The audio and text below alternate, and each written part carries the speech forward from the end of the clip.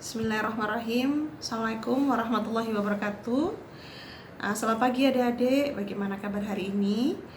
Semoga selalu sehat, selalu semangat, dan selalu dalam lindungan Allah Subhanahu wa Ta'ala. Perkenalkan, nama saya Nestriana Eskep. Saat ini saya bertugas di Rumah Sakit Siti Hadijah Sepanjang Sidoarjo.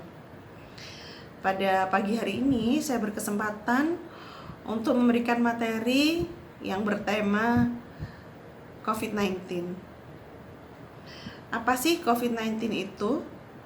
COVID-19 adalah penyakit infeksi yang disebabkan oleh coronavirus severe atau acute respiratory syndrome.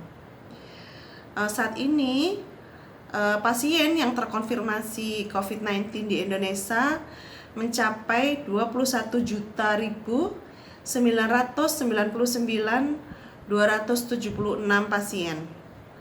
Bagaimana sih virus ini mulai berkembang di dunia?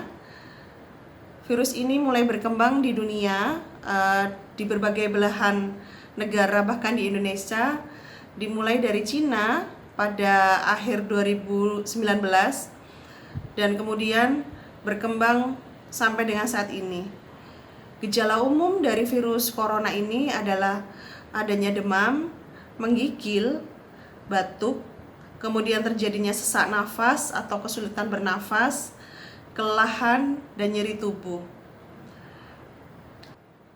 Kita perlu ekstra hati-hati kepada orang tua dan orang yang memiliki kondisi paru atau penyakit penyerta yang biasa kita sebut dengan komorbid.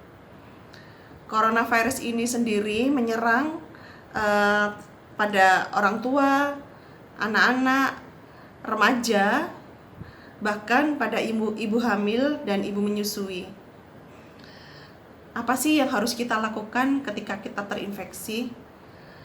Kita pantau gejala yang timbul, seperti yang saya sebutkan tadi, adanya demam, batuk, pilek, kesulitan bernafas. Yang kita lakukan yang pertama adalah tetap tinggal di rumah, kemudian kita hubungi dokter atau vaskes atau kita datang ke rumah sakit yang terdekat. Kemudian kita mengisolasi diri dan lakukan tindakan pencegahan dan kita rekomendasikan dari dokter Anda. Bagaimana kita tahu kalau kita terinfeksi COVID-19 ini? Dilakukan ada beberapa cara untuk mengetahui kita terinfeksi COVID-19 ini. Yang pertama adalah dengan rapid antigen. Apa sih rapid antigen itu?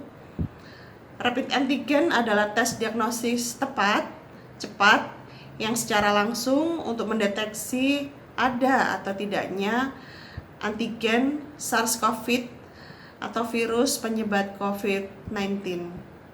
Kemudian yang kedua dilakukan swab PCR. Swab PCR ini adalah metode pemeriksaan virus COVID-19 dengan mendeteksi DNA virus. Uji ini akan didapatkan hasil apakah seseorang tersebut positif atau tidak terinfeksi.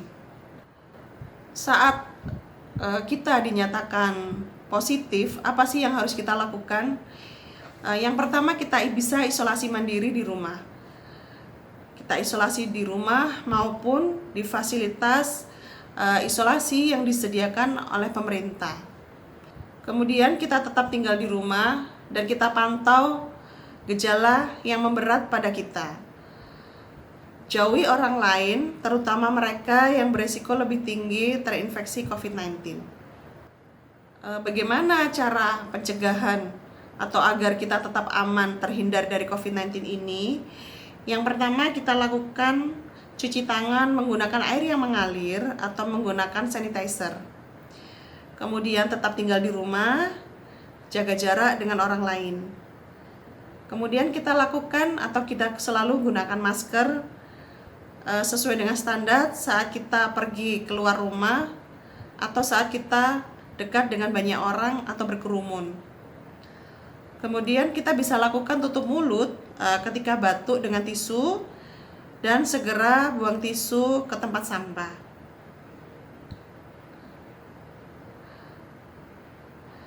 bagaimana cara kita membersihkan dan mendesinfektan jika kita mengisolasi diri di rumah? Yang pertama, kita bersihkan permukaan yang sering kita sentuh, misalnya gagang pintu, meja, remote TV. Kemudian kita gunakan sabun atau air saat desinfektan. Gunakan desinfektan yang dianjurkan, aman dipakai untuk kita berikan di rumah. Selain itu, saat kita isolasi mandiri di rumah, kita harus menyediakan makanan-makanan yang sehat untuk kita konsumsi. Misalkan daging, telur, unggas, atau makanan yang tidak mudah rusak dalam waktu 2 jam saat pembelian. Kemudian jangan gunakan desinfektan untuk membersihkan permukaan pada makanan. Bersihkan produk-produk yang segar seperti sayuran, buah di bawah air yang mengalir, dan pisahkan dari daging dan unggas untuk menghindari kontaminasi. Bagaimana saat kita bekerja atau beraktivitas di luar rumah? Kita budayakan atau kita cari sumber daya online yang tersedia. Misalkan belanja online jika ada atau jika memungkinkan. Jika tidak ada atau tetap memaksa kita untuk keluar rumah, tetap jaga jarak aman dengan orang lain, kurang lebih 1 meter. Kemudian gunakan masker di tempat umum atau banyak orang berkerumun. Kemudian jangan lupa untuk selalu membawa sanitizer. Kapankah kita harus ke rumah sakit? Adalah ketika kita mengalami gejala-gejala yang saya sebutkan tadi di atas, misalnya demam, batuk pilek, atau kesulitan bernafas. Gangguan nafas ini bisa ditandai dengan sesak saat kita beraktivitas, entah itu saat kita jalan atau saat kita naik turun tangga. Kemudian saat terjadi gangguan kesadaran, misalnya sering mengantuk, kemudian pingsan mendadak, atau bahkan tidak sadar.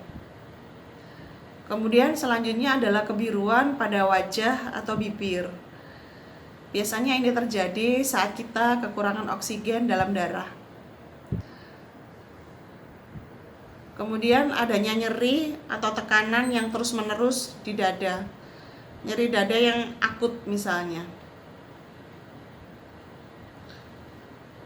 Terima kasih, semoga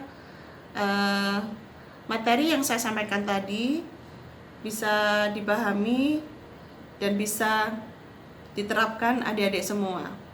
Tetap sehat, tetap semangat, jaga protokol kesehatan. Salam.